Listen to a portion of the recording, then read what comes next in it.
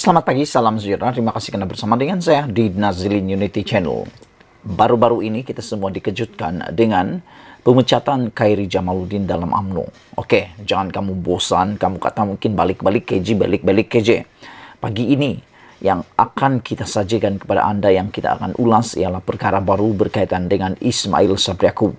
Adakah Ismail Sabri Yaakob memberi isyarat bersedia untuk dipecat oleh Zahid Hamidi atau digantung keahlian oleh Zahid Hamidi dan UMNO? Ini gara-gara keberanian beliau yang sudah mencapai tahap maksimum pada pemerhatian saya. Sebelum kita teruskan ulasan ini, jangan lupa tinggalkan komen Anda, tekan butang subscribe. Baik saudara-saudara, pada hemat saya, keberanian Ismail Sabri Yaakob kini melonjak ke tahap yang maksimum. Beliau seakan-akan boleh dikata sudah mencapai titik di mana segala perbuatan beliau mencapai tahap dengan titik atau dengan tanda kata di sana berani dan berani mati. Wah, tindakan-tindakan Ismail Sabri Yaakob dan keputusan-keputusan serta selaran dan juga kritikan Ismail Sabri Yaakob pada kebelakangan ini kelihatan seakan-akan satu perbuatan berani mati. Hal ini karena beliau tanpa segan-segan lagi berani mengecam dan mengkritik Zahid Hamidi. Anda pasti tahu, dalam sistem institusi kepresidenan UMNO dan juga pribadi Zahid Hamidi itu sendiri, beliau adalah pantang melihat kepimpinan UMNO dikecam, dikritik maupun dipersoalkan tindak tanduknya. Lebih-lebih lagi, ianya melibatkan masa depan UMNO itu sendiri. Oleh sebab itu, saya pikir dengan tindakan terkini, kritikan terkini Ismail Sabri Yaakob ini, beliau kini berada di ambang yang penuh dengan kritikal. Mungkinkah selepas pendedahan atau selepas kritikan terkini Ismail Sabri Yaakob ini, beliau sebenarnya sudah bersedia menyampaikan isyarat beliau bersedia untuk dipecat atau digantung keahlian UMNO? Dan adakah Ismail Sabri Yaakob bersedia pula untuk membina parti baru bersama dengan kumpulan yang telah dipecat dan digantung keahlian oleh UMNO ini? Karena kita tahu di dalam kumpulan Ismail Sabri Yaakob itulah yang telah pun digantung dan juga dipecat oleh UMNO, termasuk Hishamuddin Tun Hussein dan juga Noh Omar bersama KJ dan Tun Faisal. Saudara-saudara sekalian, terkini kejadian di mana Ismail Sabri Yaakob telah pun mengecam Zahid Hamidi. Naib Presiden UMNO Ismail Sabri Yaakob melemparkan kritikan pedas sekali lagi terhadap kepimpinan parti berhubung apa yang dikatakannya sebagai pilih kasih dalam cara mereka melayannya ketika dilantik sebagai Perdana Menteri selama 16 bulan sebelum pilihan raya umum ke-15 tahun lepas. Inilah yang telah dipersoalkan oleh Ismail Sabri Yaakob apabila beliau kata wujud pilih kasih dalam cara mereka melayaninya. Ketika beliau menjadi Perdana Menteri, layanan terhadap Ismail Sabri Yaakob cukup tinggi dan dipandang tinggi. Namun demikian, selepas beliau bukan lagi Perdana Menteri, Ismail Sabri Yaakob merasakan ada perubahan terhadap pelayanan mereka terhadap Ismail Sabri Yaakob, walaupun beliau merupakan naib Presiden UMNO yang telah pun dilantik menjadi Perdana Menteri.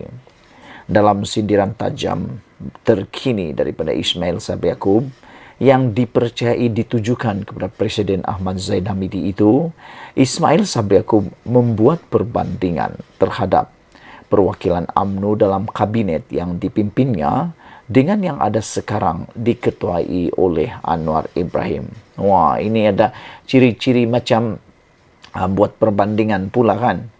Adakah berlaku cemburu? Kita pun tak tahu.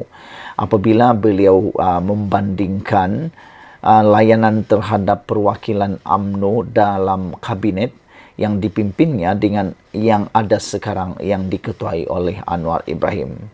Ismail Sabri berkata, semasa menerajui kerajaan campuran Barisan Nasional Perikatan Nasional PN dan juga GPS, menteri daripada UMNO membentuk hampir separuh daripada kabinet, walaupun hanya mempunyai 38 ahli parlimen ketika itu.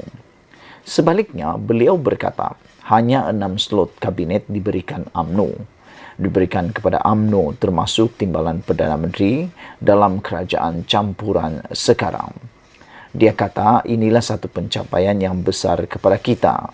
Ada 6 Menteri UMNO termasuk 1 timbalan Perdana Menteri. Sedangkan di bawah saya, 14 Menteri Barisan Nasional termasuk Perdana Menteri. Dan hari ini tak ada siapa kepimpinan UMNO yang kritik kerajaan. Dulu saya dikritik begitu teruk.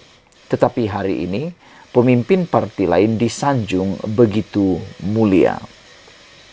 Beliau mempersoalkan sikap berdiam diri kepimpinan UMNO walaupun kerajaan sedia ada melakukan sesuatu yang salah. Sekarang ini, dia punya lambung, kita tengoklah. Benda yang tak munasabah kadang-kadang dilakukan oleh kerajaan, dia orang yaitu pemimpin UMNO yang mempertahankan. Saya menjangkakan saya yang dipertahankan. Seperti kalau saya dikritik terlalu keras, mungkin mereka boleh jadi perisai saya. Tetapi dulu, mereka turut sama untuk serang saya, tambah Ismail Sabri Yaakob. Ismail Sabri mengenangkan bagaimana media digunakan oleh pemimpin UMNO untuk menyerang rakan seperjuangan parti yang berkhidmat sebagai anggota kabinet yang dipimpinnya. Saya ditekan oleh kepimpinan UMNO sendiri, seperti saya bukan Menteri UMNO. Setiap apa yang berlaku, tekanan adalah terlalu kuat kepada saya, kata Ismail Sabri Yaakob. Saya boleh kata, kenapa tak gunakan saluran betul untuk beri arahan dan pandangan parti kepada saya? Mesyuarat Majlis Kerja Tertinggi setiap bulan, beritahulah saya apa yang patut buat. Tak payahlah bantai saya dalam surat kabar. Di dalam media secara terbuka, mereka serang saya, kata Ismail Sabri. Ismail Sabri dilantik sebagai Perdana Menteri pada Ogos 2021 rentetan pembelotan yang dirancang oleh Zahid dan bekas pemimpin Najib Razak hingga memaksa Perdana Menteri ketika itu Muhyiddin Yassin meletakkan jawatan.